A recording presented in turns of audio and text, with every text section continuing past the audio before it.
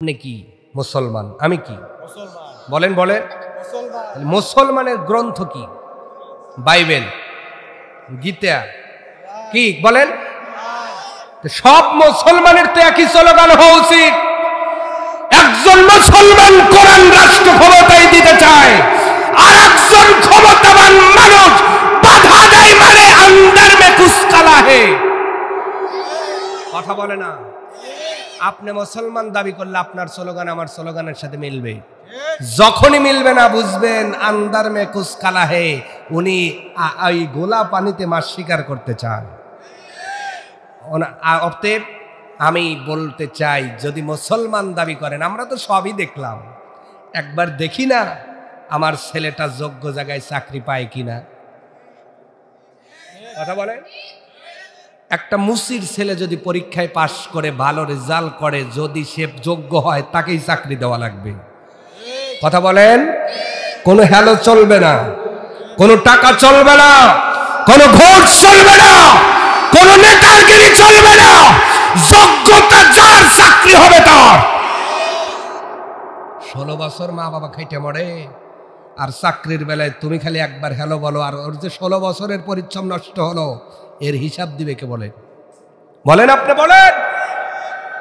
একটা লোক 16 বছর ব্যান চালিয়ে তার ছেলের পিছনে শ্রম দিয়েছে, ছেলেটা পরীক্ষায় পাশও করেছে, চাকরি হয় নাই। মনের দুঃখে অনেক যুবক গলায় রশি দিয়ে মারা গিয়েছে। কিয়ামতে উঠে দেখেন, আজকে দুনিয়াতে তোমারে কেউ বাটাম পেটা করতে পারে নাই, কবরে যায় দেখো বাটামলে রেডি রয়েছে। আমি কোন দলের স্লোগান দেই না, আমি ইমানের স্লোগান দিয়ে বলছি। যদি ইমানদার হন, কোরআনের পক্ষেই থাকতে হবে, না হলে সে ইমানদার থাকবে থাকবে। আপনি মুসলমান, আপনি কোরআনের কথা বলেন, আমরা আপনাকে ভালোবাসবো, ঠিক কিনা? আপনি কোরআন থেকে বলেন সে মুসলমান, আমরা তাকে ভালোবাসবো। যারাই কোরআনের কথা বলবে তাদেরকে আমরা মন থেকে ভালোবাসবো। যারাই কোরআন নিয়ে এলোমেলো কথা বলবে, মুসলমান হিসেবে আমরা তাদের সাথে থাকবো। সে যদি আমার বাপও হয়, তয়াকার লয়াকার আর কথা কয় না। আমার বাপরে যদি কোরআনের লেগে তালাক দিতে পারে, আপনার দেহে টাইম আছে? ও তো বলার আগেই তালাক। কথা কয় না। অতএব মুসলমান হিসেবে ঈমান টিকানোর নিমিত্তে কোরআনের পক্ষেই থাকবো ইনশাআল্লাহ। আমরা কোনো দল চিনি না, আমরা কোনো মার্কাও বুঝি না, আমরা কোনো চিহ্নও বুঝি না। আমরা চিনবো যে সামনে লোকটা দাঁড়িয়ে উনি কোরআনের পক্ষে কিনা, তাহলে আমরা তার পক্ষে। ওই লোকটা হাদিস মানে কিনা, তাহলে আমরা পক্ষে। উনিটা আমার নবীকে মানে কিনা, তাহলে আমি তার পক্ষে। যেই কোরআন হাদিস নবী বাইপাস করবে, আমরা তয়াকার লয়াকার আর কথা কয় না। বললাম। তাহলে ভাই আমরা তো মারা যাব। এই যে ছোট ছোট ওরা গড়ে উঠতেছে না, আগামীর দেশ ওদের দেশ, আমরা ওদেরকে একটা শান্তির দেশ দিয়ে যেতে চাই। আমরা চুরি মুক্ত দেশ দিয়ে যেতে চাই, বাটপারি মুক্ত দেশ দিয়ে যেতে চাই, টেন্ডারবাজ মুক্ত দেশ দিয়ে যেতে চাই, বৈষম্যহীন দেশ দিয়ে যেতে চাই, ঠিক কিনা? কারণ আমরা তো মারাই যাব, ওরা বেঁচে থাকবে, আমি কবরে গিয়ে শান্তি পাবো। আল্লাহ হয়তো মরার পূর্বে এই একটা কাজ করেছি যে আমার ছেলেটা এখন শান্তিতে আছে, মেয়েটা নিরাপদে রাত 12টায় ঘুরতেছে, কেউ ইফটিজিং করে না, ধর্ষক নাই, জেনাকার নাই, বেপর্দা নাই, সুদ নাই, ঘুষ নাই, অহংকার নাই, ছিনতাই নাই, রাহাজানি নাই, টেন্ডারবাজ নাই। পৃথিবীর জমিনে, আল্লাহরই জমিনে আল্লাহর বিরোধিতা করার জন্য কেউ নাই। এমন একটা দেশ গড়ার জন্য কে কে ভূমিকা রাখতে চাই? তুই হাত আল্লাহরে দেখাবো। লিল্লাহি তাকবীর। আল্লাহ আমাদের কবুল করুন, আরো জোরে বলুন আমিন। আল্লাহ আমাদের কবুল করুন, আল্লাহ আমাদের কবুল করুন। আল্লাহ এই দেশটাকে কোরআনের দেশ বানিয়ে দিন, মুসলমানের দেশ বানিয়ে দিন। আমরা আর যাযাবর হয়ে থাকতে চাই না, ভাড়াটিয়ার মতো থাকতে চাই না। আমার দেশে আমার মতো করে বাঁচতে চাই, ঠিক কিনা বলুন? ভাড়াটা পাইছেন আমাদের? হ্যাঁ, কামাই করি আমি, তোমার নামে বেগম পাড়া হয়, কথা কয় না। আবার মাঝে মাঝে অনেকেই বলে আমরা উন্নয়ন, আপনি কইছে আপনার বাপের টাকা। আমরা সব নেতাকে রাখাল রাখি, মনে রাখবেন, সব নেতাকে কি রাখি। আগামীতেও যারা নেতা হয়ে আসবে তাদের জন্য বলছে আপনারা রাখাল হয়ে আসতে পারলে আসবেন, না হলে আপনাদেরও ভুলে যেতে বাঙালি 2 মিনিট সময় নেবে না।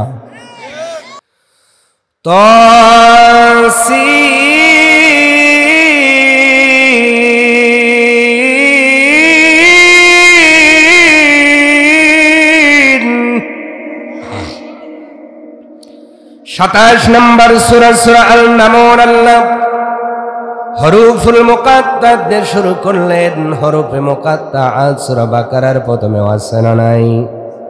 আলিফ লাম মিম। কোন এক সূরায় বলছেন আলিফ লাম র, ইয়াসিন তাহা, আছে না নাই? এমনই ভাবে 27 নম্বর সূরা সূরা আল-নামলের প্রথম আয়াতের প্রারম্ভে আল্লাহ পাক তাসিন, 2টা হরফে মুকাত্তাত। অনেকেই এর অর্থ করার চেষ্টা করেছেন, কিন্তু বেশিরভাগ মুফাসসিরে কেরামগণ বলেছেন আল্লাহু আলাম বিমুরাদি, মহান আল্লাহ এর অর্থটা ভালো জানেন, বলেন সুবহানাল্লাহ। বড় বড় আলেম ইমামেরা এই শব্দগুলোর হরফগুলোর অর্থ করতে পারেন নাই। কিয়ামত পর্যন্ত কোন আলেম, কোন পীর সাহেব, কোন বিজ্ঞ মানুষগুলো এই হরফের অর্থ করতে পারবেন না। এখান থেকে প্রমাণ হলো আমরা যতই জ্ঞানের বাহাদুরি করি, আমরা আল্লাহর কাছে সামান্য পিপিলিকার চেয়েও ছোট। ঠিক কিনা বলেন? জ্ঞানের বাহাদুরি করার লোক আছে না নাই? সমাজের মধ্যে, রাষ্ট্রের মধ্যে জ্ঞানের বাহাদুরি করে আল্লাহ পাক যেন বুঝাইতে চায়, বান্দা বান্দিরে, দুনিয়ার জমিনে তোমরা জ্ঞানের বাহাদুরি করো, যদি জ্ঞানটা এতই তোমাদের হয়, তাসিন, এই 2টা হরফের অর্থ বের করে দেখা। সারাদিন চলে যাবে, রাত চলে যাবে, মাস চলে যাবে, বছর চলে যাবে, ও দৌখোলার মুসলমান, কিন্তু কোন মানুষ সেই শব্দ 2টার সঠিক অর্থ তুলতে পারবে না। এই জন্য রব্বুল আলামিন বলে, বান্দারে, আমি তোমাদের যে জ্ঞানটা দিলাম, এই জ্ঞানটা হলো সসীম, সীমাবদ্ধ জ্ঞান। আর আল্লাহর কাছে যেই জ্ঞান আছে সেটা হলো অসীম, যার কোনো সীমা রেখা নাই। জোরে বলেন সুবহানাল্লাহ।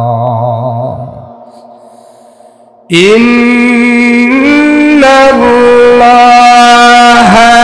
আলিমুন হাকীম।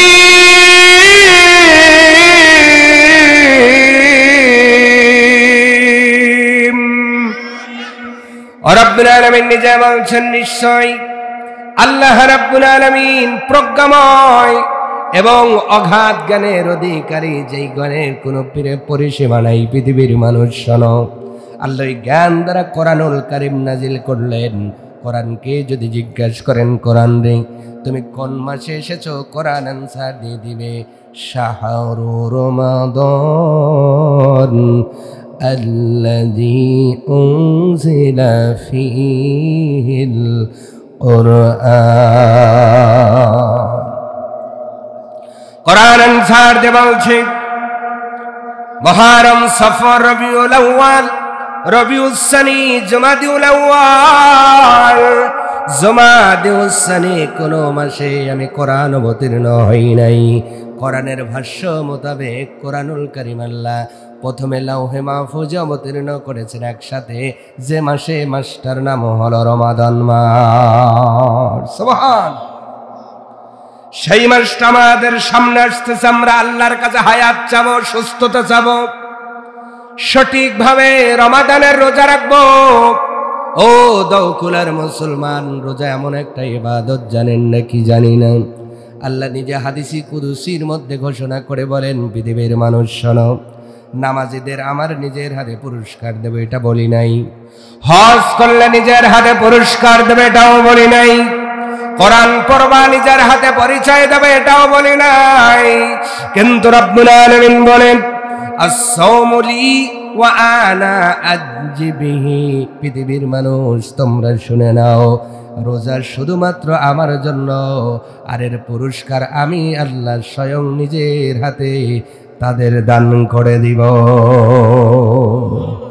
আল্লাহর হাতে আমরা পুরস্কার চাই কি চাই না? জোরে, আরো জোরে চাই তো। আজকে প্রধান অতিথি এসেছিলেন আলহাজ মাওলানা রফিকুল ইসলাম খান। কোন কারণে আপনি যদি তার হাত থেকে পুরস্কার নিতে পারেন, এলাকার মধ্যে বলেন তো গর্বের কারণ হয় কি হয় না? কোন মন্ত্রীর কাছ থেকে যদি পুরস্কার নেন, গর্বের কারণ হয় কি হয় না? কিয়ামতের ময়দানে আদম সফিউল্লাহ থেকে শুরু করে কিয়ামতের আগের দিন পর্যন্ত যতগুলো মানুষ দুনিয়ার জমিনে অবস্থান করবেন, সব মানুষের সামনে আল্লাহ নিজের হাতে রোজাদারদের পুরস্কার দান করবেন। আর যেই মানুষগুলো পুরস্কার নেবে, পৃথিবীর মানুষ বলো তো দেখি, তাদের ওই কিয়ামতের দিন মর্যাদাটা বেশি হবে না কম হবে? তাহলে আমরা রোজা রাখবো কিনা? রাখবো তো আমার ভাইয়েরা। যেই মাসে কোরআনুল কারীম নাজিল হলো, সেই মাসটা আমাদের সামনে। আল্লাহ পাক এই কোরআনুল কারীমের 27 নম্বর সূরার প্রারম্ভে হুরুফুল মুকাত্তাআত দিয়ে এরপরে বলছেন, পৃথিবীর মানুষ শোনো, তিলকা আয়াতুল কুরআনি ওয়া কিতাবিম মুবিন।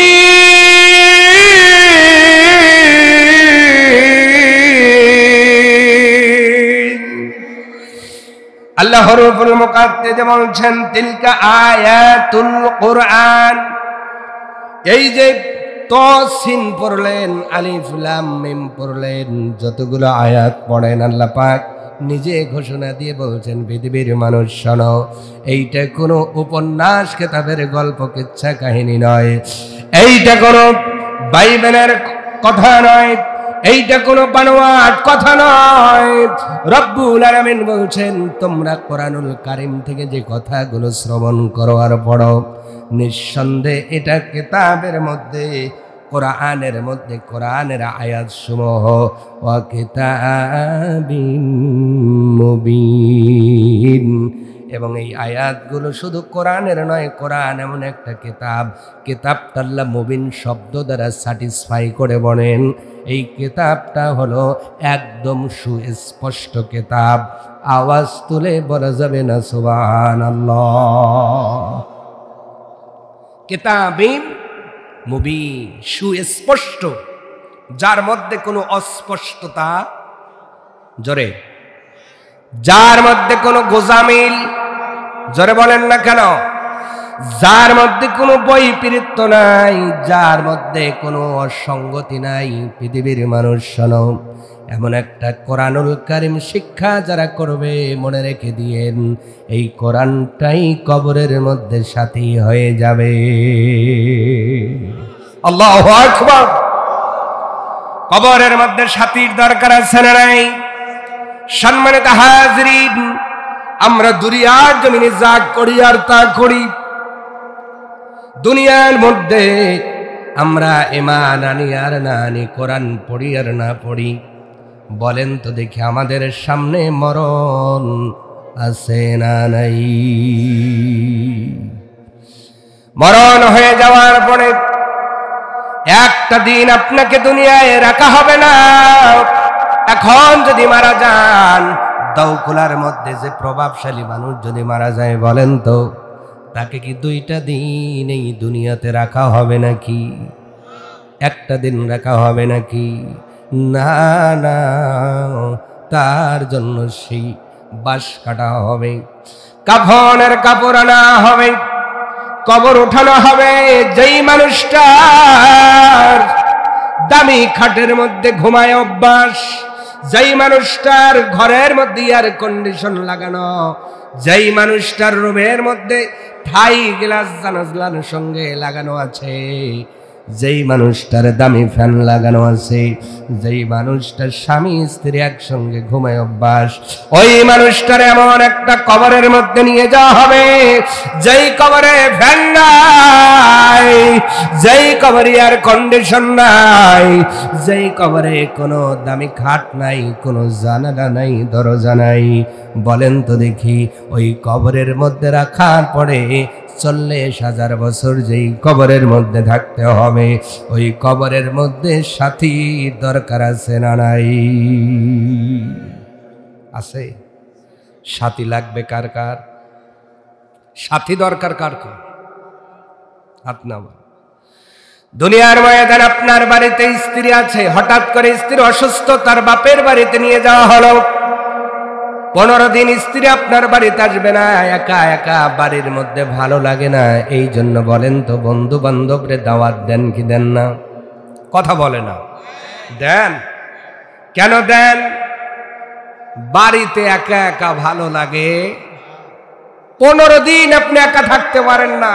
নবীর হাদিস অনুযায়ী কবরের মধ্যে কমপক্ষে 40,000 বছর থাকতে হবে।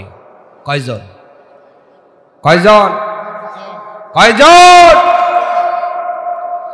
এই জন্য কোরআন ডাক দেওয়া হচ্ছে, পৃথিবীর মানুষ শোনো, ওয়া কিতাবিম মুবিন,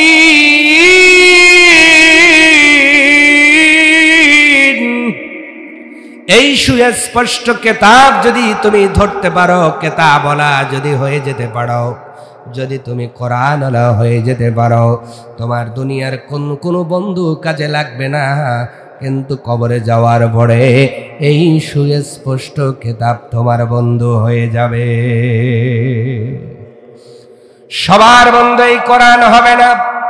কোরআন তাদেরই বন্ধু হবে যারা দুনিয়ার জমিনে কোরআনকে সম্মান দিয়েছে। কি দিয়েছে?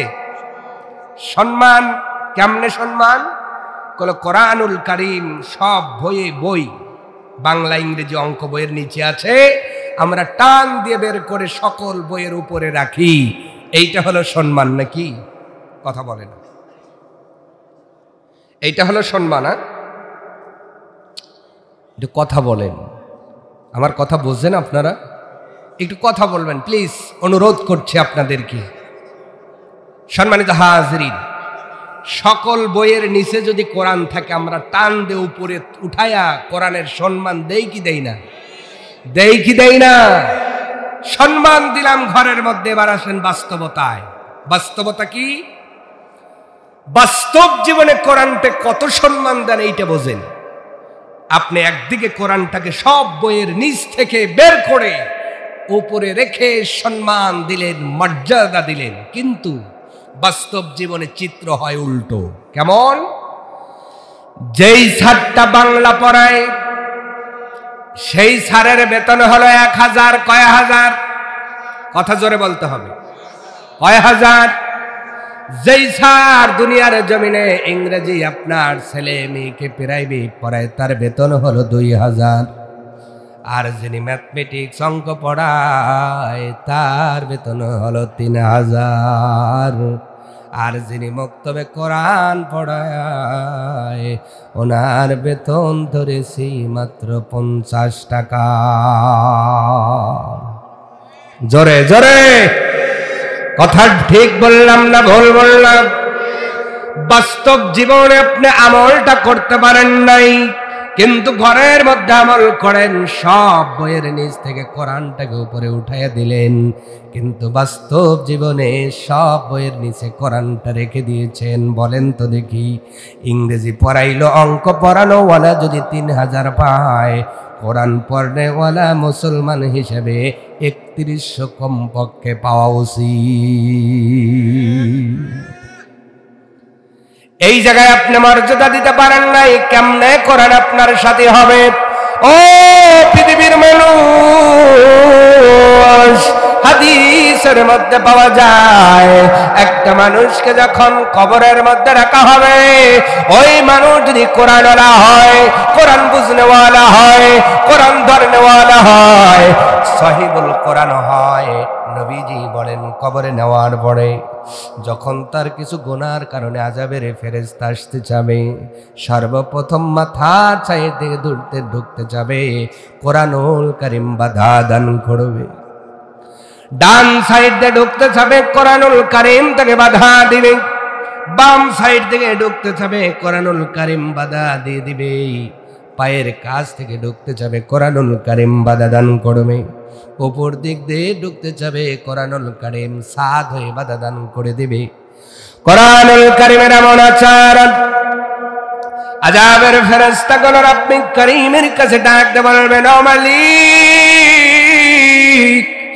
এই কবরবাসীকে আযাবে গ্রেফতার করার জন্য পাঠাইছো, কিন্তু পৃথিবীর শ্রেষ্ঠ কিতাব কোরআনুল কারীম তোমার এই বান্দা বান্দির কবরে যাইতে বাধা দেয়। রব্বুল আলামিন জানেন কি জানেন না? বলেন বলেন। আল্লাহ জানার পরেও বলবে, ও কোরআন কেন যাইতে বাধা দাও? কোরআনুল কারীম ডাক দে বলবে, মালিক তোমার এই বান্দা বান্দি কি গুনাহ করেছে আমি জানি না, তবে আমারে বড় মহাব্বত করতো, ভালোবাসতো, আমাকে প্রতিদিন তারা পড়তো, আমাকে দেখে দেখে পড়তো, আমার আমলগুলো করবার জন্য পৃথিবীর জমিনে চেষ্টা চালাইতো, দুনিয়ার জমিনে আমি কোরআনকে বড় সম্মান ইজ্জত করতো, কোরআনওয়ালাদের বড় ভালোবাসতো রে মালিক। আজকে যদি আযাব দিতে হয়, আমার বন্ধু শুধু আযাব পাবে না, আমি কোরআনকেও তার সঙ্গে শাস্তি দিতে হবে। জাহান্নাম ডাকতে বলবে, ও মালিক, তোমার এই বান্দা বান্দির কবর থেকে কোরআনকে যদি না উঠাও, আমি আগুন নিভে যাব। আল্লাহু আকবার। একবার যদি জাহান্নামের আগুন নিভে যায়, আর জ্বালানো সম্ভব হবে? জাহান্নাম জ্বলতে পারবে না, আযাবের ফেরেশতাও ঢুকতে পারবে না। রব্বুল আলামিন বলে দিবে, ও বান্দা বান্দি যাও, আমার কোরআনের সম্মানের খাতিরে গুনাহগুলো মাফ করে তোর কবরটা কিয়ামত পর্যন্ত জান্নাতের টুকরা বানায়া দিলাম। এই কোরআনকে আমরা যথাযথ সম্মান দিতে পারি, দেই হলো 50 টাকা। কয় টাকার সম্মান? বলেন বলেন। তাহলে আজ থেকে আমাদের সম্মান বাড়াতে হবে। রাজি আছেন? এইবার কইবে, হুজুর তো হুজুরদের পক্ষেই তো কইবে। হুজুরদের টাকা দিলে আপনাদের এত জ্বলে কেন আমি তো বুঝি না। শিল্পেরে দিলে কোনো জ্বলাজ্বলি নাই। ভুল বললাম? গান যিনি বলে তারে দিলে জ্বলাজ্বলি নাই, আলেমদের দিতে গেলেই ফোড়ে। এত টাকা।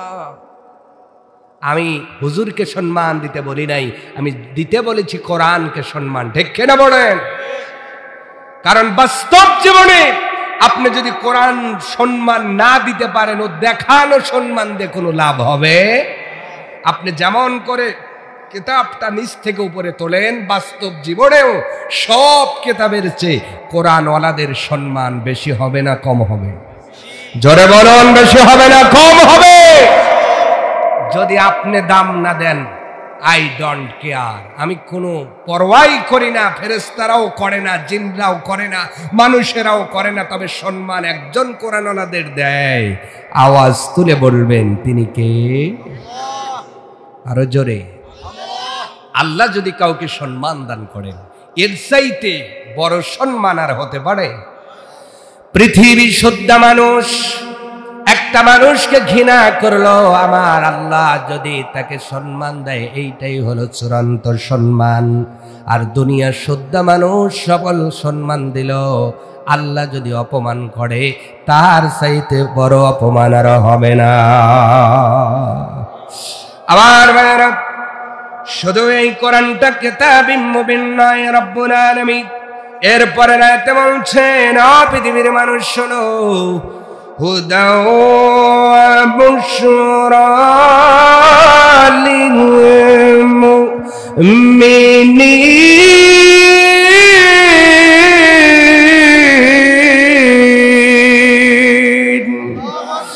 ও বান্দা বান্দি, এই কিতাবটা শুধু সুস্পষ্ট কিতাব নয়, এই কিতাবটা মুমিনের জন্য পথ প্রদর্শক এবং তাদের জন্য হলো সংবাদ, সুসংবাদদাতা। জোরে বলুন সুবহানাল্লাহ। এই কিতাবটা হলো মুমিনদের পথ দেখাবে এবং সুসংবাদ দান করবে। বলুন সুবহান। যদি আমি আপনি মুমিন হয়ে যেতে পারি, মুমিন হয়ে যাওয়ার পরেও শয়তানের প্রচলনায় পড়ে কিছু গোনাহ হয়ে যেতে পারে, কিছু ভুল হয়ে যেতে পারে, কিছু খতা হয়ে যেতে পারে, অপ্রাসঙ্গিক কিছু গুনাহ আমরা করে ফেলতে পারি। এবার কোরআন বলছে, বান্দা তুমি মুমিন হয়ে শয়তানের প্রচলনায় পড়ে গুনাহ যদি করেও থাকো, এই কোরআনটা তোমাকে হুদা পথ দেখিয়ে দেবে। শুধু তোমার পথ দেখাবে না ও বান্দা বান্দি, জানো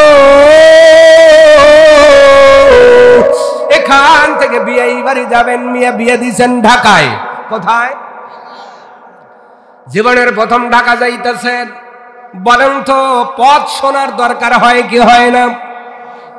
ঢাকায় গাড়িতে ওঠার পরে টেনশন, বিয়েই বলছে মোহাম্মদপুর নাবা লাগবে, না জানি মোহাম্মদপুর কেমন দেখা যায়। মোহাম্মদপুর নাবার পরে বিয়েই যেই গাড়িতে উঠতে বলছে, আবার সেই গাড়িতে ওঠে আর ড্রাইভারে বলে, কন্ট্রাক্টরকে বলে ভাই অমুক জায়গায় নামায়া দিয়ে, অমুক জায়গায় নামিয়ে দেওয়ার পরে আবার উনি জিজ্ঞাসা করলেন, ভাই মিয়া বিয়ে দিছে মোহাম্মদপুরের এই জায়গায়, কোন জায়গায় যেতে হবে? যেই মানুষটারে বললেন রে, ওই মানুষ যদি আপনার পরিচিত হয়, শুধু রাস্তা দেখাবে না, সাথে করে যাবার সময় 1 কোটি দই কিনে নিয়ে যাবে। যদি পরিচিত হয়, আত্মীয় আসছে দহকুলা থেকে, উল্লাপাড়া মোহনপুর থেকে, আমার আত্মীয়, শুধু পথ দেখাবো না, তার জন্য কিছু মিষ্টি টিষ্টির ব্যবস্থাও। আবার বাড়ির মধ্যে ফোন দিয়ে বলবে বেই আসতেছে, মুরগি যা আছে, গরু যা আছে, খাসি যা আছে ভাগ করো। কত কথা বলবে না? এইবার কোরআন বলছে, পৃথিবীর মানুষ তুমি জানো, তুমি যদি মুমিন হও, কোরআনটা শুধু তোমার পথ দেখাবে না, জান্নাতের মধ্যে ভালো ভালো খাবারের সুসংবাদ দেবে, ওই জান্নাতের মধ্যে চির সুখী জীবনের সুসংবাদ দিয়ে দিবে। যেই জান্নাতের মধ্যে গেলে আর তোমার মরণ হবে না, জান্নাতের ভিতরে গেলে দাড়ি পাকবে না, وهم فيها خالدون।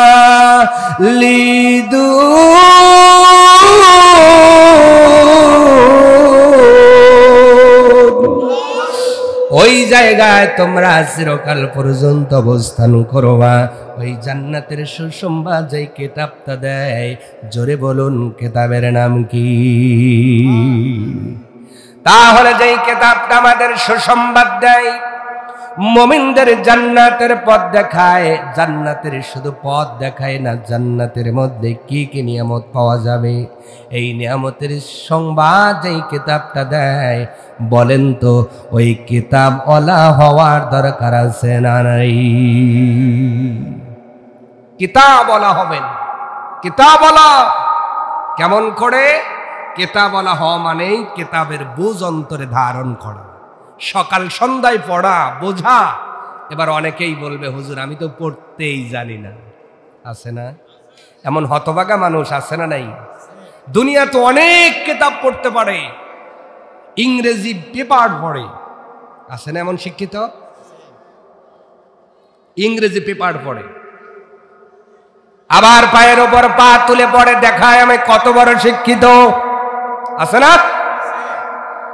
বলেন তো আবু জেহেল যাকে আল্লাহ ডাক দিয়েছেন, আবু জেহেল কিন্তু তার উপাধি ছিল আবুল হাকাম, জ্ঞানীদের বড় জ্ঞানী, মহাজ্ঞানী। ওই যুগে ওনার কাছে সব ধরনের জ্ঞান ছিল। এলাকার মানুষগুলো কোনো কারণে যদি কোনো বুদ্ধির দরকার হতো, কোন কিতাবের সমাধান লাগতো তার কাছে চলে যেতেন। দুনিয়ার সব কিতাবের জ্ঞান থাকে কিন্তু কোরআনের জ্ঞান সে রাখে না। এই জন্য আবুল হাকাম থেকে সে হয়ে গেল আবু জেহেল। তার মানে কোরআনের সূত্র মোতাবেক তোমার যদি সব জ্ঞান থাকে, শুধু কোরআনের জ্ঞান নাই, আল্লাহর ভাষায় সেইগুলো হলো আবু জেহেলের গোষ্ঠী। কথা কয় না? আবু জেহেলের গোষ্ঠীরা কোনদিন জান্নাতে যাবে? কথা বলেন। আমি যদি জানাজা দেই যাবে। মাওলানা হারুন আর রশিদ জানাজা দিল আর মোনাজাতের মধ্যে কাঁদলো, রব্বানা। আল্লাহ কই শুনলাম না, ওর ভিতর কোরআন নাই। কি নাই? জোরে বলেন, কি নাই? কোরআন নাই। অতএব কোরআন ওয়ালা হওয়ার দরকার আছে না নাই? দুনিয়ার ময়দান আপনি ডাক্তার হন, আমি বিরোধিতা করি না, আমাদের ডাক্তারও দরকার আছে না নাই? ইঞ্জিনিয়ার হবেন, আমি বাধা দেই না, ইঞ্জিনিয়ারও দরকার, তবে তাকওয়াবান দরকার, ঠিক কিনা? সব লাগবে কিন্তু আগে কোরআনের জ্ঞান দরকার আছে না নাই? নবীজি বলেন তলাবুল ইলমি ফারিদাতুন আলা কুল্লি মুসলিম। ও পৃথিবীর উম্মত তোমরা শোনো, দুনিয়ার ময়দানে সব মুসলমান নর নারীর উপরে জ্ঞান অন্বেষণ করা, সবাই বলে নফল। নফল ফরজ যদি হয়, নামাজ যেমন ফরজ, জ্ঞান অন্বেষণ করা তেমনই। বলেন, নামাজ ছেড়ে দিলে যেমন শাস্তি হবে, জ্ঞান ছেড়ে দিলে তেমনই শাস্তি। কারণ ওটাও যেমন ফরজ, এটাও তেমনই। কারণ আপনি না জানলে তো বলতেও পারবেন না, আদায়ও করতে পারবেন না, আমলও করতে পারবেন না। এই জন্য আল্লাহ যেটা কোরআনের প্রথম শব্দ নাজিল করলেন, ইকরা বিইসমি রাব্বিকাল্লাযী খলাক। জোরে বলুন আল্লাহু আকবার। কোরআনের যেই শব্দ প্রথম নাজিল হয়েছে নবীর উপরে, নবী হে ইকরা, রিড, পড়েন, জানেন, এরপরে আমল করেন। সুবহানাল্লাহ বলবেন না? আরো জোরে বলেন। প্রথম শব্দ নাজিল হলো আমলের ব্যাপারে না পড়ার ব্যাপারে? জোরে বলা লাগবে। আমলের ব্যাপারে না পড়ার ব্যাপারে? তাহলে আমি দুনিয়ার শুদ্ধ জ্ঞান হাসিল করলাম, শুধু কোরআনুল কারীম পড়তে পারলাম না, বুঝতে পারলাম না, আমার মতো হতভাগা কিয়ামতে কেউ হবে না। আমার ভাইয়েরা পড়তে হবে, জানতে হবে, কোরআন অনুযায়ী আমল করতে হবে। সম্মানিত হাজিরিন, এবার আপনারা বলবেন হুজুর আমার বয়স শেষ, কোরআনওয়ালা হতে পারলাম না, হাফেজে কোরআন হতে পারলাম না, দাখিল মাদ্রাসায় পড়তে পারলাম না। এই যে এই মাদ্রাসায় একটা কন্যা, বলেন তো দেওয়ার দরকার আছে না নাই? এখন আপনি হাফিজে কোরআন হতে পারেন না, কিন্তু আপনার ঘরে যদি একটা কন্যা থাকে, এই মাদ্রাসাতে দিবেন, এর ফলটা পাবেন ওই দিন। কিয়ামত হবে যেই দিন, কিয়ামতের দিন রব্বুল আলামিন আপনার মাথায় নূরের তাজ পরায় দিবেন। যেই তাজ, যেই টুপি, যেই মুকুটের আলোর কাছে সূর্যের আলো মলিন হয়ে যাবে। আল্লাহু আকবার। সব মা বাবাই যদি এমন সম্মান পায়, কোরআনওয়ালারা কি সম্মান পাবে চিন্তা করেন তো। মা বাবা এত সম্মানিত হলো, তাহলে কোরআনওয়ালারা কি সম্মানিত হবেন? শুধু সম্মানিত হবেন না, হযরত আলী রাদিয়াল্লাহু তাআলা আনহু হাদিসের মধ্যে বলেন, পৃথিবীর মানুষ তোমরা শোনো, কিয়ামতের দিন একজন সহিবুল কোরআনকে আল্লাহ রাব্বুল আলামিন 10 জন মানুষকে শাফায়াত করে জান্নাতে নেওয়ার পারমিশন দিয়ে দেবে। আপনার একটা কন্যাকে হাফেজ বানিয়েছে, হাফেজা বানিয়েছেন, এই মাদ্রাসায় পড়িয়েছেন, আর 3টা ছেলেকে ডাক্তার, ইঞ্জিনিয়ার, আরো আনুষঙ্গিক পদে বড় বড় পদ দিয়েছেন, কিন্তু একটা কন্যাকে এই মাদ্রাসায় পড়িয়ে হাফেজা বানিয়েছেন। কিন্তু আমাদের সমাজ এখন হাফেজ আর হাফেজাদের দেখতে পারে, মোল্লাদের ভালো চোখে দেখে না, ডাক্তারদের ভালো করে দেখে। এরা এস্টাবলিশ, এরা কি মানে এরা স্বয়ং সম্পন্ন হয়েছে, নিজের পায়ে দাঁড়িয়েছে। আমরা তাদের দিকে কি সম্মানের চোখে তাকাই, বাইরে তোমার একটা ছেলে ডাক্তার হয়েছে, বাহ তুমি খুব কত বড় বাবা। কিন্তু একটা বাপ যখন বাজারে গিয়ে বলে আমি হাফেজের বাবা, ওই হাফেজ আলেম, ও তো না বাদ পাবে না, তো নাস্তা খাওয়া পড়া, কি খাওয়া পড়া, এরকম হেও মন আমাদের আছে না নাই? আসতে বলে আপনারা হেও মন করলে হবে কি? দেখেন, বাস্তবতা বলছি, পৃথিবীর মানুষ দুনিয়ার জমিনে ডাক্তার উঠবে, কিয়ামতের ময়দানে ইঞ্জিনিয়ার উঠবে, বুয়েট ফেরত লোক উঠবে, কুয়েত ফেরত লোক উঠবে, আপনার আমেরিকা ফেরত সন্তানগুলো উঠবে।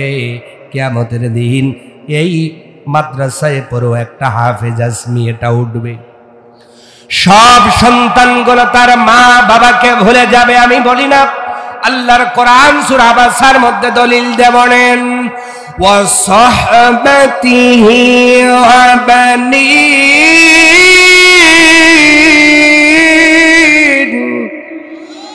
ও পৃথিবীর মানুষ, কিয়ামতের দিন তোমার সাথীরাও ভুলে যাবে, সন্তানরাও ভুলে যাবে, কিন্তু সব সন্তান ভুলবে না। ওই দিন ওই হাফেজা মেয়েটা ওই দিন তোমারে ভুলে যাবে না। কেন ভুলবে না?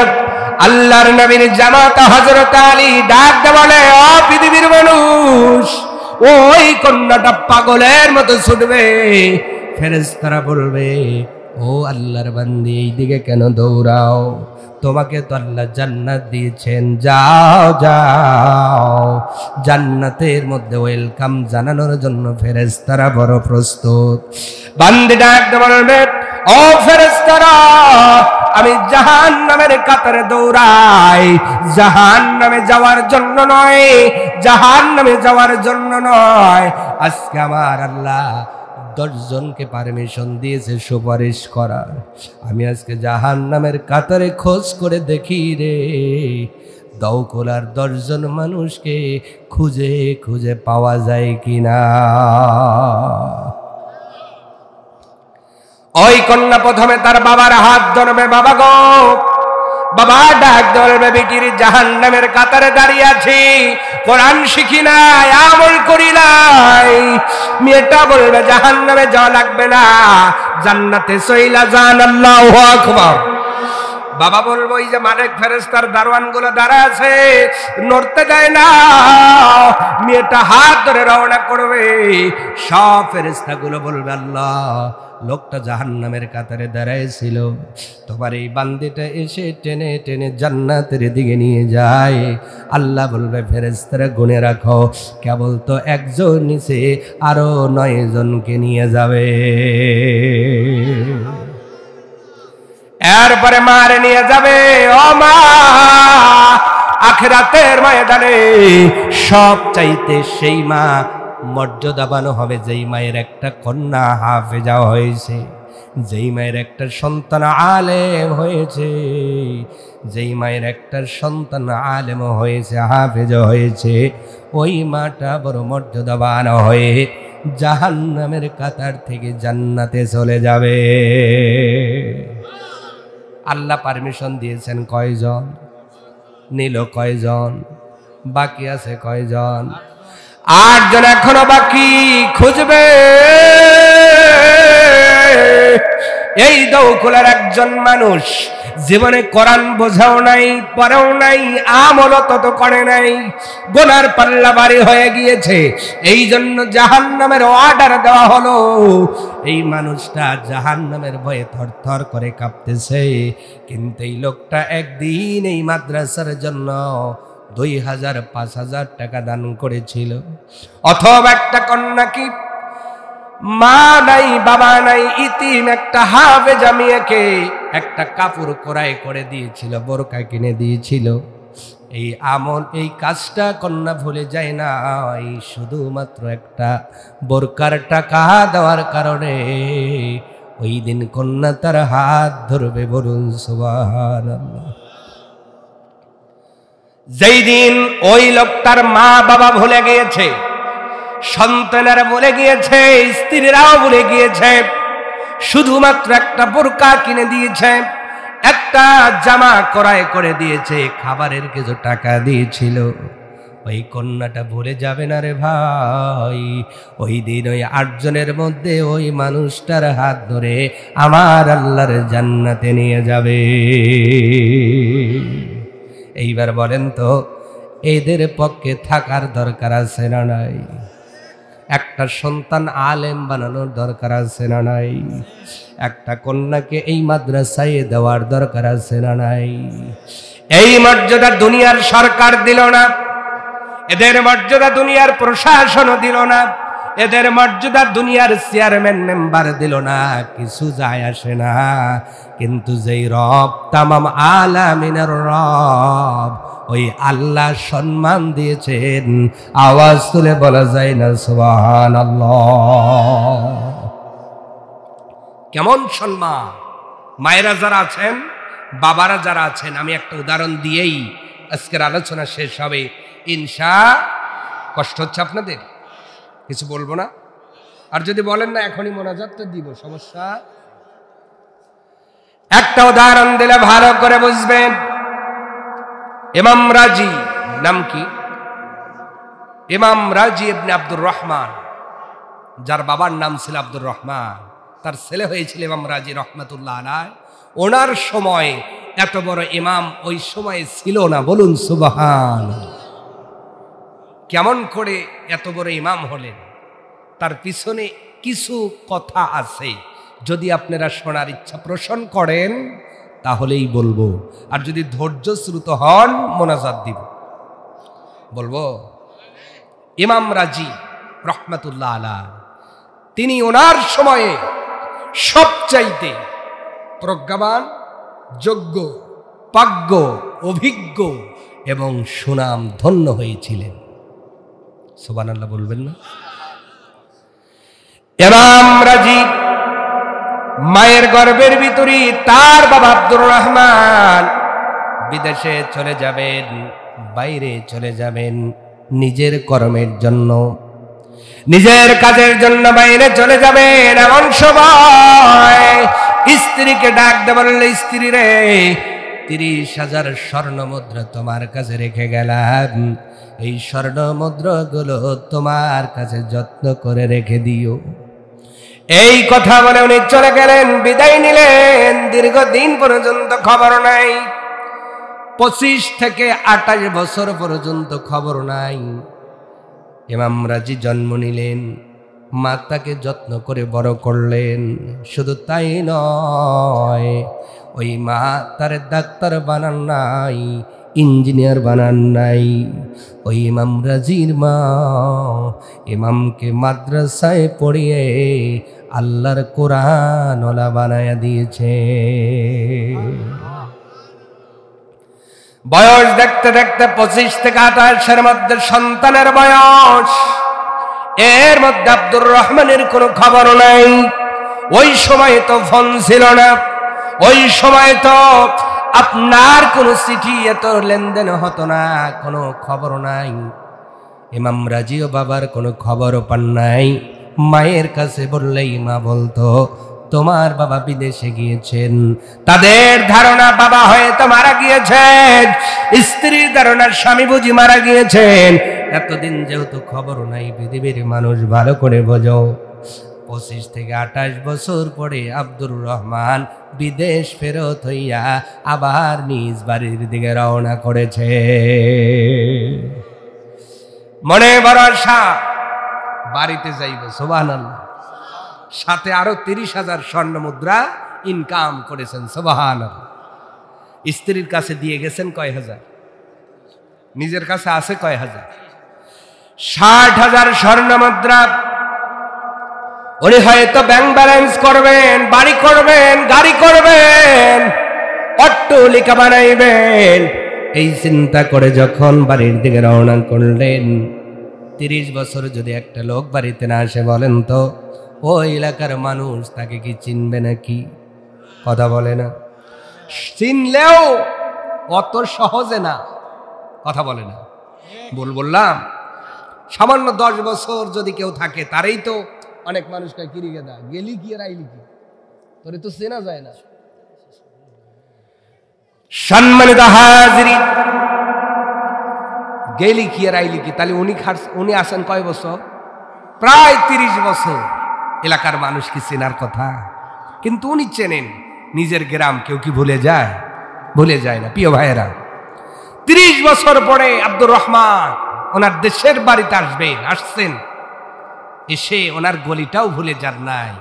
গলির মধ্যে এসে দেশের মহল্লার আমূল পরিবর্তন হয়েছে বটে, কিন্তু উনি ওনার বাড়ির চৌকাঠ ভুলে যায় নাই। 30 বছর পরে আব্দুর রহমান এসে ওনার বাড়ির গেটের মধ্যে নক করে। উনি তো জানতেন না যখন উনি বিদেশে গিয়েছে ওই সময় ওনার স্ত্রীর সন্তান সম্ভাবনা হয়েছিল, এই খবর ওনার কাছে নাই। উনি গেটের মধ্যে নক করেছেন, চিন্তা হলো স্ত্রী দরওয়াজা খুলে দিবে, স্ত্রীর সঙ্গে সাক্ষাৎ হবে। কিন্তু যখন গেটের মধ্যে নক করা হয়, আপনারা 25 থেকে 28 বছরের একজন যুবক সন্তান দরওয়াজা খুলে দিয়েছে। চেহারার দিকে তাকাইলে বড় ভালো, নেককার মানুষের চেহারা ভালো হয় না খারাপ হয়? জোরে বলেন। দেখতে মাধুর্যতা লাগে, দেখতে বড় মায়া লাগে, কিন্তু আব্দুর রহমানের চিন্তা ব্যাপার কি? ঘরটা আমার, কিন্তু দরজা খুলে যুবক ছেলে। তোমার পরিচয় কি? আমার বাড়িতে কি করো? ছেলে কয় আমার বাড়ি মানে এটা কোনো কথা? আমার বাড়ি কি? এটা তো আমার ঘর। সুবহানাল্লাহ। দুইজনেরটাই সত্য না মিথ্যা? সত্য। দুইজনেরটাই। মাঝখান থেকে মিস আন্ডারস্ট্যান্ডিং হচ্ছে কি? এনাদের অভ্যন্তরীণ কোনো দেখা নাই, সাক্ষাৎ নাই, পরিচয় নাই। উনি বলছে আমার ঘরে তুমি কি করো, ছেলে বলছে আমার বাড়িতে আপনি কি করেন। এই দেখো, আব্দুর রহমান পেশাতে একটা যোদ্ধা ছিলেন, সুবহানাল্লাহ। ওই সময়তে ওনার কাছে একটা বল্লম আছে, হাতের মধ্যে বল্লম দেখে ছেলেটা বলছে, ও বুঝেছি আপনি দিন দুপুরে ডাকাতি করতে আসছেন না। আব্দুর রহমানের মেজাজটা নরম হইছে না গরম হইছে? কথা কয় না। আমার ঘরে ঢুকতে তো দেয় না, উল্টা আমারে বলছে যে আমি নাকি এখানে ডাকাতি দিতে এসেছি। নাউজুবিল্লাহ। আব্দুর রহমান ডাক দিয়ে বলল, যুবকরা তোমার পরিচয় জানি না, কেন বলো আমি ডাকাতি দিতে এসেছি? আমার ঘরে আমি কেন ডাকাতি দিব? প্রশ্নই আসে না। ডাকাতি দেওয়ার জন্য আসি নাই, দরজা খুলে দিয়েছো ভালো কথা, তুমি বলো তোমার পরিচয় কি? ছেলেটা ডাক দিয়ে বলে, আমার পরিচয় নিয়ে লাভ নাই, আমি হলাম এই বাড়ির মালিক। জনে বলেন সুবহানাল্লাহ।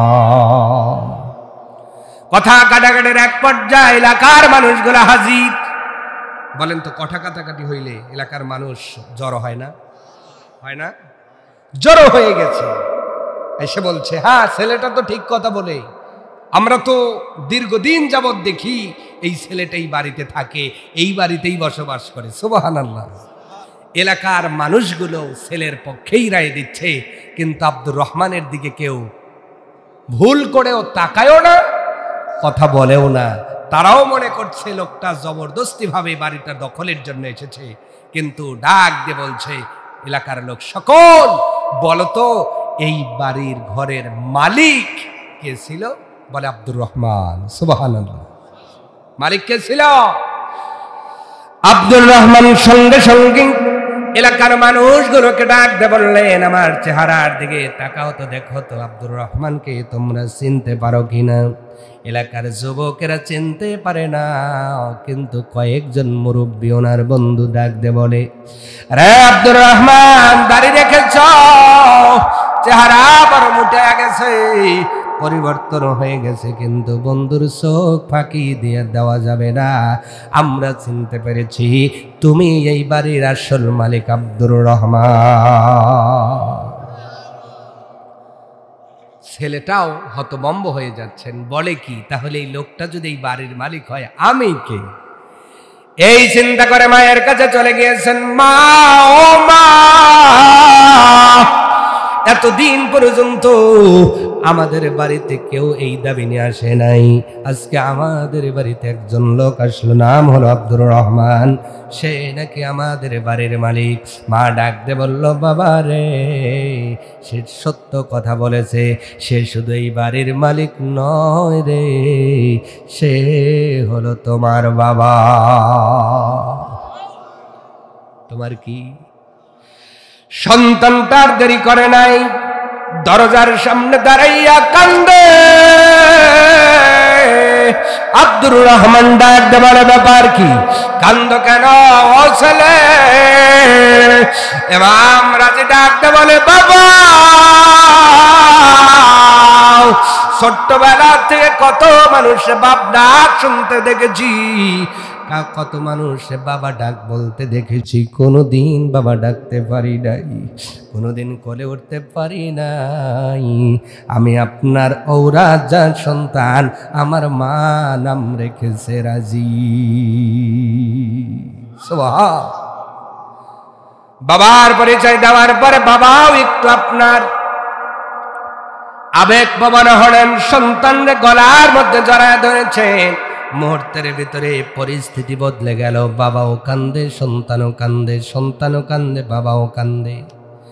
এক পর্যায়ে কান্নাকাটি শেষ হয়ে গেল, ঘরের মধ্যে চলে গেল।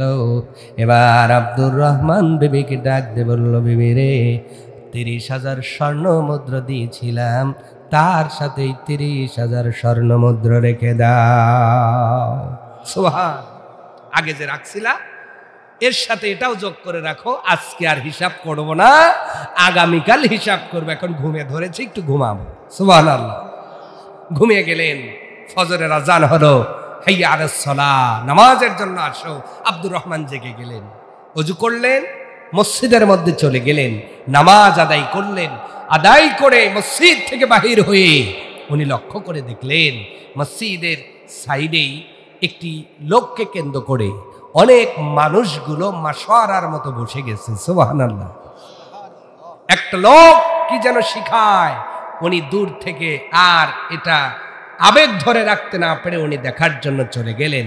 কি আশ্চর্যের ব্যাপার, যিনি শিক্ষা দিচ্ছেন উনি সেই ছেলে, ওনারই ছেলে, নাম হলো ইমাম রাজি। সুবহান। বাবার এর চাইতে বড় খুশি হয় আছে? সুবহানাল্লাহ জোরে হবে না? উনি আবেগ ধরে রাখতে না পারে এলাকার মানুষের কয়েকজনকে জিজ্ঞাসা করলেন, যারা ওনাকে চেনে না। ডাক দিয়ে বললেন, ও এলাকার মানুষ, কে কি করে, কে বলে, আর তোমরা কি শোনো, বলো তো দেখি। কয়েকজন মানুষ ডাক দিয়ে বলল, আপনাকে তো চিনি না, তবে আজ দীর্ঘদিন এই ছেলেটা আমাদের কোরআন সুন্নাহর জ্ঞান দেয়, আমাদের এলাকায় এত ভালো আলেম আমরা খুঁজে পাই না। প্রতিদিন আমাদের কোরআন শিক্ষা দান করে। ও পৃথিবীর মানুষ, নবী বলছেন, খায়রুকুম মান তাআল্লামাল কোরআন ওয়া আল্লামা, তোমাদের মধ্যে ওই ব্যক্তি সর্বোত্তম যে নিজে কোরআন শিক্ষা করে অপরকে শিক্ষা দেয়। আল্লাহু আকবার। এইটা বলছে, বাবার চোখের পানি ধরে রাখতে পারে নাই। আহারে কি ছেলে, আমি জন্ম দিয়েছি, আমার বিবিটা মানুষ করছে, আমার ছেলেটা হাজারো মানুষকে কোরআন শিক্ষা দেয়, আর আমার ছেলের জন্য মানুষগুলো কি সম্মানী কথা। সুবহানাল্লাহ। উনি আর দেরি করেন নাই, বাড়ির মধ্যে চলে গিয়েছেন, চোখ দিয়ে পানি পড়তেছে, বিবির কাছে দাঁড়িয়ে গিয়েছেন। বিবি বলছে, স্বামী গো, কালকে রাত্রি যে স্বর্ণমুদ্র দিয়েছিলেন এর কি হিসাব করবেন? বিবি, হিসাব করব, কিন্তু তোমার কাছে আগে শুনি। বিবি, স্বর্ণ মুদ্রা কি আছে? বিবি এইবার ডাক দিয়ে বলছে, স্বামী আমার, কান্দেন কেন, আগে সেইটা বলেন। বিবি রে, এটা আনন্দের পানি, দুঃখের পানি নয় রে বিবি। আবার নিজের চোখটা শীতল হয়ে গেছে, আমার নিজের চোখে দেখেছি আমার সন্তানটা মানুষদের কোরআন শিক্ষা দেয়। ও বিবি বলো, এই দেখে আমার চোখের পানি আটকাতে আর পারলাম না। এত যোগ্য একজন সন্তানের বাবা আমি হইলাম। বিবি এইবার ডাকতে বলে, আসামি, আপনি যে 30,000 স্বর্ণ মুদ্রা আমার কাছে রেখে গিয়েছিলেন, ওই 30,000 স্বর্ণ মুদ্রা খরচ করে আপনার জন্য এই সোনার টুকরো সন্তান গড়ে তুলেছি। আস্তে বলবেন না, জোরে বলুন, আরো একটু জোরে বলুন। এমন একটা সন্তান গড়া দরকার আছে না নাই? আস্তে বলবেন না, জোরে বলুন, আছে না নাই? এইটা দুনিয়ার কোন ইউনিভার্সিটিতে দিলে হবে না, হাই স্কুল কলেজ প্রাইমারিতে দিলে হবে না। এইরকম একটা সন্তান মেয়ে কন্যা যদি মালিক হতে চাও, এই মাদ্রাসায় দিয়ে মেয়েটাকে হাফেজা বানাতে হবে। ইনশাআল্লাহ কথা দেওয়া যাবে। আজকে যাদের ঘরে মেয়ে আছে, একটা মেয়েকে আপাতত এই প্রতিষ্ঠানে দিবেন, আগামীতে ভর্তি করবেন। একজন মানুষ হাত দেখান, তাহলে আলোচনা সার্থক হবে। যার বাড়িতে কন্যা আছে, মেয়ের মালিক হয়েছেন, ভর্তি করেন নাই, আগামীতে করবেন, এরকম বাবা হবেন একজন ইমাম রাজির বাবার মতো, আব্দুর রহমানের মতো সম্মানওয়ালা পিতা হবেন। একজনও কি আছেন এখানে এরকম যে হুজুর আমি এরকম একটা সম্মানিত বাবা হব? আছেন? মিয়াও নাই, সাওয়ালও নাই। সবারই তো আর এমন নয়, কারো না কারো আছে, ছেলে আছে। মেয়ে আছে কার কার? হাত দেখান তো। মেয়ে কার কার? মেয়ে আছে কার কার? টান টান। আরে মেয়ে বিয়ে দেওয়া না, ভর্তিযোগ্য মেয়ে আছে কার? কারোরই নাই। আর যাদের আছে তারা ঘুম পাড়তেছে, তাই না? এই ঘুম পাড়তেছে, এখন সুযোগ কাজে লাগাবে না, কিন্তু যখন মেয়েটা বেপর্দা হবে, মাঝে মাঝে হয়তো ছেলেদের সাথে দেখা করতে যাবে, তখন হুজুরের কাছে দোয়া চাবে, হুজুর মান ইজ্জত যাওয়া যাওয়া বাপ, কি হয়েছে? কয় খালি মেয়েটা পার্কে যায়। মেয়েটা কোথায় যায়? হুজুর একটু দোয়া কইরেন আমার মেয়েটা যেন মানুষ হয়।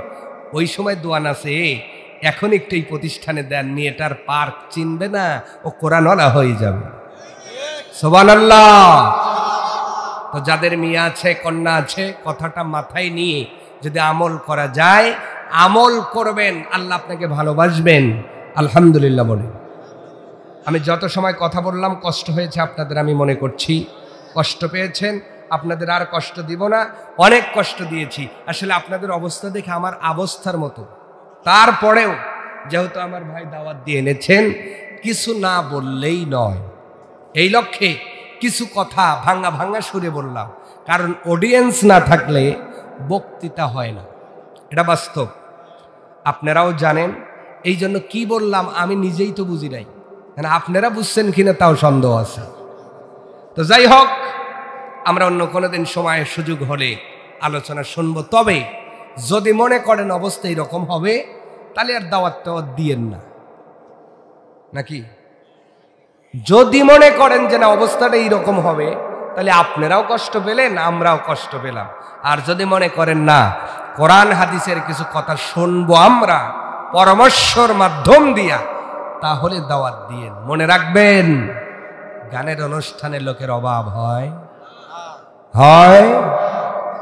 কোরআনের মাহফিলে লোকের অভাব হয়। এটাও বলে রাখি, এখানে লোক অভাব হলেও একটা সার্থকতা আমাদের, সেটা হলো নবীর হাদিস অনুযায়ী জান্নাতে মানুষের সংখ্যা খুবই কম। জান্নাতি মানুষের সংখ্যা খুবই কম হবে। হাদিসের স্পষ্ট ঘোষণা, এমন যুগ আসবে 99 জন জাহান্নামী হবে, একজন জান্নাতি হবে। সে হিসাবে দেখতে গেলে আপনাদের উপস্থিতি আহামরি কম না, ভালোই আছে। সুবহানাল্লাহ। ওই হাদিস অনুযায়ী দেখলে আহামরি কম না, ভালোই আছে। তাহলে 100 জনের 99 জন জাহান্নামে যাবে, একজন জান্নাতে যাবে। তো আল্লাহ পাক আমাদেরকে জাহান্নামের কাতার থেকে বাঁচিয়ে জান্নাতে আসার তৌফিক দান করুন। সবাই বলেন জান্নাতে পেতে হলে কোরআনের পথে আসতে হবে। কোরআন যারা বলে তাদের পথে আসতে হবে। কোরআন দিয়ে যারা রাষ্ট্র চালাতে চায় তাদের কথা বলতে হবে, মানতে হবে। এটা আমি রাজনীতি করে বলি নাই, আসল নীতির কথা বলছি। যদি আপনি মারা যান, আর যদি মনে করেন হুজুর আমি মারা যাব না, তাহলে আপনার জন্য এই ওয়াজ নয়। আপনি যদি মনে করেন না হুজুর আমার বংশের গরম আছে, আজরাইল আসবো, ধমক দেবো, 3.5 বছর পরে আসবি, আবার ধমক দেবো 4 বছর পর আসবি, তো এই রকম যদি মানসিকতা থাকে, আপনার জন্য আমি এই ওয়াজটা করি নাই। যদি মনে করেন যে না মারা যাওয়া লাগবে, কবরে যেতে হবে, তাহলে আপনার জন্য এই ওয়াজ, এই নসিহা। আল্লাহর এই জমিনে আল্লাহর কোরআনের কথা হবে, আমরা মুসলমান হিসেবে কোরআন মানব, ঠিক কিনা? আচ্ছা বলেন তো ভাই, আপনার একটা ছেলে আজকে গাঁজা খায়, কি খায়? আছে না? আসতে বলে ফেন্সিডিল খায়, মদ খায়, জুয়া খেলে, সারা রাত ফোনের মধ্যে গেম খেলে, মেয়েদের সাথে সেটিং করে, দেখা করে, জেনা করে। এই মুসলমানের মতো কথা বলতে হবে, আছে না? এইবার বলেন তো, আপনাদের অনেকের মেয়েই, আমাদের এলাকার ম্যাক্সিমাম মেয়ে এখন বেপর্দায় রাস্তাঘাটে চলে। ওড়না যেটা থাকার কথা ছিল বুকের উপরে, এখন ম্যাক্সিমাম মেয়ের ওড়না হয়েছে গলা ঢাকার কাজে। কথা বলেন, এইগুলো আমাদের কাছে দোয়াতে বন্ধ হবে না, ওয়াজ দিয়ে বন্ধ হবে না। কারণ ওয়াজ দ্বারা বন্ধ হবে না। তবে এখন যদি পার্লামেন্টে পাশ হয়, আগামী সকাল থেকে বেপর্দা মেয়েকে রাস্তায় দেখলে 3 মাসের জেল, অনাদে 5,000 জরিমানা। অন্ত আগামীকাল থেকে বেপর্দা মেয়ে পাওয়া যাবে।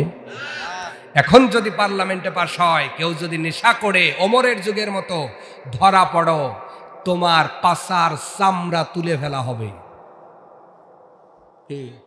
যে বেচতেছে ও গিলে খাইব, কথা কয় না? জোরে জোরে। পার্লামেন্টের বড় দাম, পার্লামেন্টের বড় পাওয়ার, পার্লামেন্টের বড় ক্ষমতা। এই জন্য নবীজি মক্কায় ছিলেন, কোরআন ছিল, সাহাবীরা ছিল, কিন্তু শান্তি আসে নাই। নবী শান্তি এনে দিতে পারেন নাই। মদিনায় যাইয়া কোরআন ছিল, সাহাবীরাও ছিল, ওই ইমানদাররাই ছিল, কিন্তু রাষ্ট্র ক্ষমতায় নবী গিয়েছিলেন, শান্তি চলে এসেছে। আজকেও যদি কোরআনটাকে আমরা পার্লামেন্টে দিতে পারি, দল মত নির্বিশেষে যারা মনে করেন যে আমার ছেলেটা আগামী দিনে মানুষ হোক, আমার মেয়েটা নিরাপদে রাস্তায় চলুক, আমার ছেলে মেয়েটা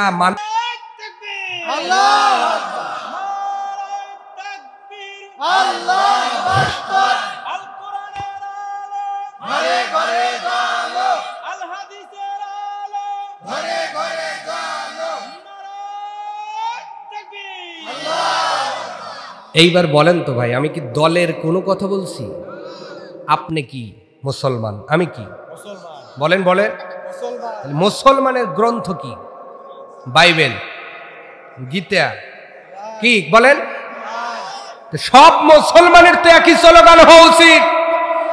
একজন মুসলমান কোরআন রাষ্ট্র ক্ষমতায় দিতে চায়, আর একজন ক্ষমতাবান মানুষ বাধা দেয়, মানে আন্দার মে কুছ কালা হে।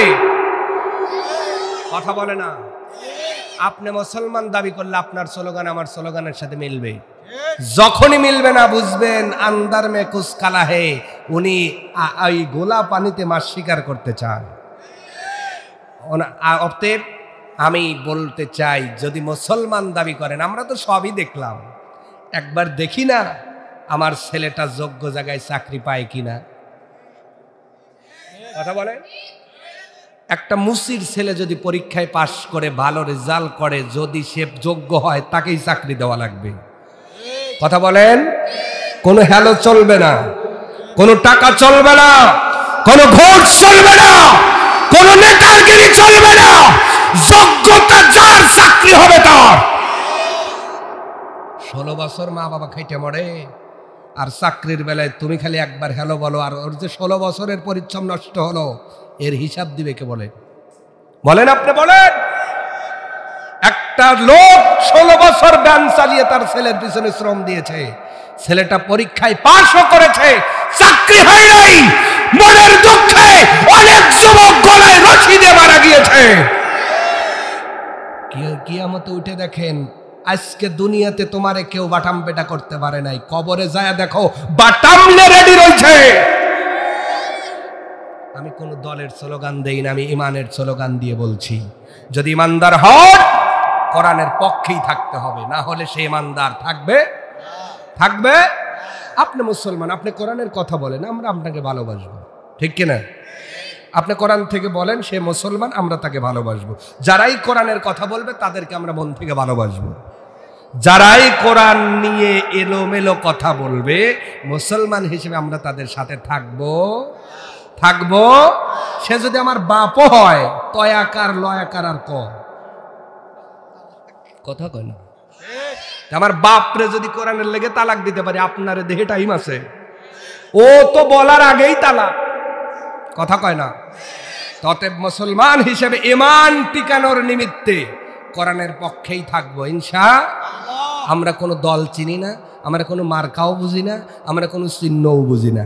আমরা চিনবো যে সামনে লোকটা দাঁড়িয়ে উনি কোরআনের পক্ষে কিনা, তাহলে আমরা তার পক্ষে। ওই লোকটা হাদিস মানে কিনা, তাহলে আমরা পক্ষে। উনিটা আমার নবীকে মানে কিনা, তাহলে আমি তার পক্ষে। যেই কোরআন হাদিস নবী বাইপাস করবে আমরা তয়াকার লয়াকার আর কথা কয় না। বললাম তাহলে ভাই আমরা তো মারা যাব। এই যে ছোট ছোট ওরা গড়ে উঠতেছে না, আগামীর দেশ ওদের দেশ, আমরা ওদেরকে একটা শান্তির দেশ দিয়ে যেতে চাই। আমরা চুরি মুক্ত দেশ দিয়ে যেতে চাই, বাটপারি মুক্ত দেশ দিয়ে যেতে চাই, টেন্ডারবাজ মুক্ত দেশ দিয়ে যেতে চাই, বৈষম্যহীন দেশ দিয়ে যেতে চাই, ঠিক কিনা? কারণ আমরা তো মারাই যাব, ওরা বেঁচে থাকবে, আমি কবরে গিয়ে শান্তি পাবো। আল্লাহ হয়তো মরার পূর্বে এই একটা কাজ করেছি যে আমার ছেলেটা এখন শান্তিতে আছে, মেয়েটা নিরাপদে রাত 12টায় ঘুরতেছে, কেউ ইফটিজিং করে না, ধর্ষক নাই, জেনাকার নাই, বেপর্দা নাই, সুদ নাই, ঘুষ নাই, অহংকার নাই, ছিনতাই নাই, রাহাজানি নাই, টেন্ডারবাজ নাই। পৃথিবীর জমিনে, আল্লাহরই জমিনে আল্লাহর বিরোধিতা করার জন্য কেউ নাই। এমন একটা দেশ গড়ার জন্য কে কে ভূমিকা রাখতে চাই? তুই হাত আল্লাহরে দেখাবো। লিল্লাহি তাকবীর। আল্লাহ আমাদের কবুল করুন, আরো জোরে বলুন আমিন। আল্লাহ আমাদের কবুল করুন, আল্লাহ আমাদের কবুল করুন। আল্লাহ এই দেশটাকে কোরআনের দেশ বানিয়ে দিন, মুসলমানের দেশ বানিয়ে দিন। আমরা আর যাযাবর হয়ে থাকতে চাই না, ভাড়াটিয়ার মতো থাকতে চাই না। আমার দেশে আমার মতো করে বাঁচতে চাই, ঠিক কিনা বলুন?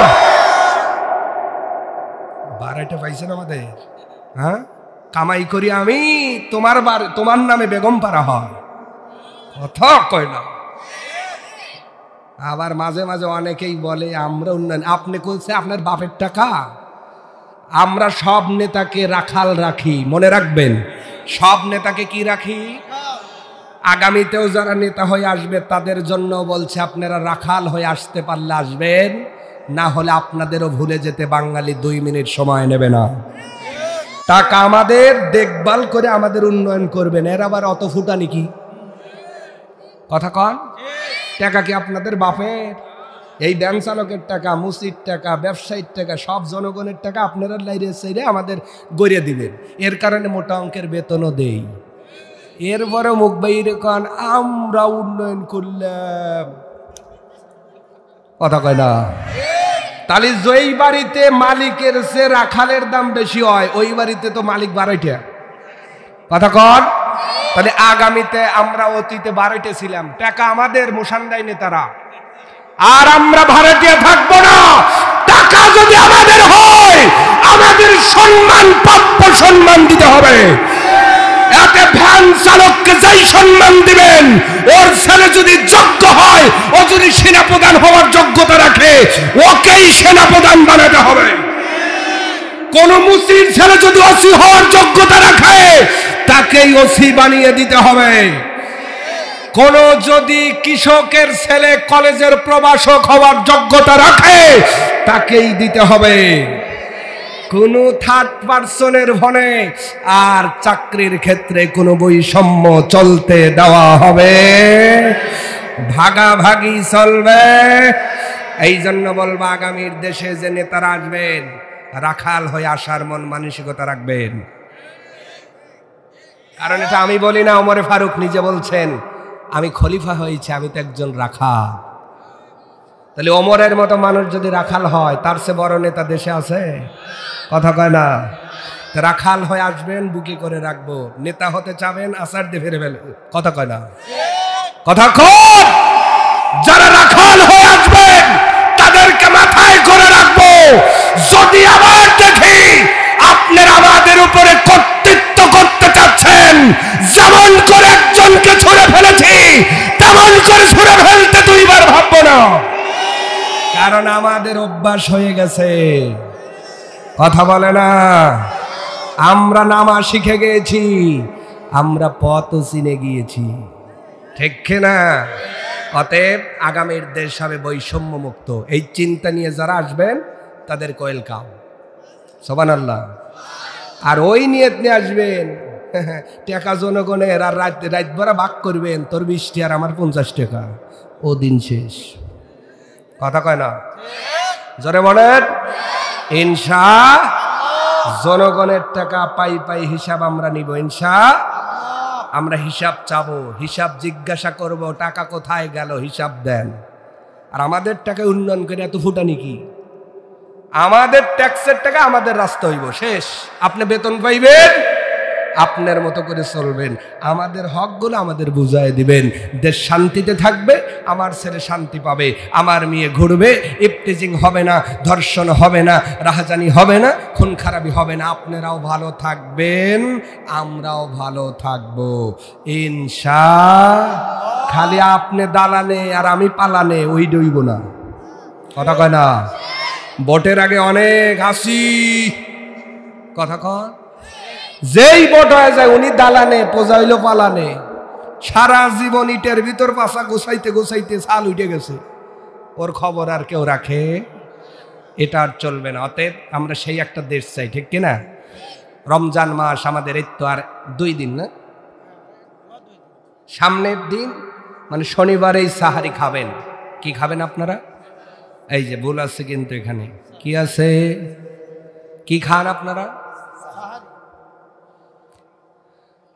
ভুল কতটা আপনাদের বলি। সেহরি, সেহরি বলি, অনেকে বলি না। সেহরুন মানে জাদু, সেহরুন মানে কি? আর সাহরি মানে বরকতের খাবার। এইবার বলেন কি খান? জাদু খান না বরকতের খাবার খান? তা আপনি খান বরকতের খাবার আর বইলে বেলান জাদু খাই, এটা কি ঠিক হইল? অতএব ভাইয়েরা, আমরা বলাটাও ঠিক মতো বললা শিখবো ইনশাআল্লাহ। আমরা সাহরি খাবো। কি খাবো? সাহরি। সাহরি, সেহরি না, নট সেহরি, সাহরি। সাহরি খাবেন, তারাবি পড়বেন, ইফতার করবেন। নবী বলেন লিসাইমি ফারহাতান, রোজাদারের জন্য 2টি পুরস্কার। 1 নাম্বার ফারহাতান ইনদা ইফতারিহি, একটা ইফতারের সময় আল্লাহ তার দোয়া কবুল করেন। ইফতারের সময় দোয়া কবুল করেন, কিন্তু ইফতার যা কিনেছেন সব সুদের টাকায়। কিসের টাকা? এবার রাগ করবেন আপনারা, কথা বলে না। সাহারি যা খাইছেন 12 টাকার, ওটাও সুদের। ইফতার যা করবেন মাশাআল্লাহ, ওটাও সুদের টাকায়। ফল টল দিয়া, মাছ মাংস দিয়ে, ওরে বাপ রে বাপ। এইবার বলেন তো, আপনাদের আলেম হওয়া লাগবে না, বিবেক দিয়ে প্রশ্নের অ্যান্সার দেন। এই সাহারি ইফতার কবুল হবে? বলেন, দোয়া কবুল হবে? জ্ঞানীদের আমি একটা হিন্স শুধু দিয়ে গেলাম, হারাম টাকার কোন ইফতার সাহারি আল্লাহ কবুল করবেন না। অতএব অনুরোধ রেখে গেলাম, যদি সম্ভব হয় আপাতত রমজান মাসের মর্যাদার কারণে হলেও হারামটা যেন আল্লাহ আমাদের ছেড়ে দিয়া আরাম প্রিয় হওয়ার তৌফিক দান করেন। সকলেই বলেন আমিন। কিছু মানুষ কি কিছু দান করেছে? মহিলাদের কাছ থেকে 330 টাকা না? আলহামদুলিল্লাহ। আব্দুল মালিক কি সাহা নগদে 1000 টাকা মৃত আব্বা ও মেয়ের জন্য দোয়া চায়। আমরা দোয়া করবো আল্লাহ তাদেরকে জান্নাতি বানিয়ে দিন। আমরা পড়ছি আমিন। আরো জোরে বলুন আমিন। হাফেজ আব্দুল মুতালিব আমার দোস্ত 500 টাকা দিয়েছেন, বলুন মারহাবা। আরো জোরে বলুন মারহাবা। আল্লাহ দানকে কবুল আর মঞ্জুর করে নেন। সকলেই বলুন আমিন। আরো জোরে বলুন আমিন। লিল্লাহি তাকবীর। টান টান। বাম হাত রাখেন, ডাইন হাত নাওয়া। অল্প মানুষ হলেও নামাইছেন, এবার পকেটে দেন, দেন একটু দেন, নিজের পকেটে দেন। লাস্ট একটু বাদাই টাদাই ফেলে যদি কিছু হয়,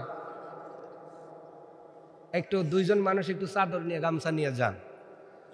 আমি যেহেতু বলছি আমাকেও দিতে হবে। আল্লাহর কোরআন বলছে তুমি সেইটাই বলো, তুমি যেটা করো, তুমি যেটা করো না ওইটা বলিও।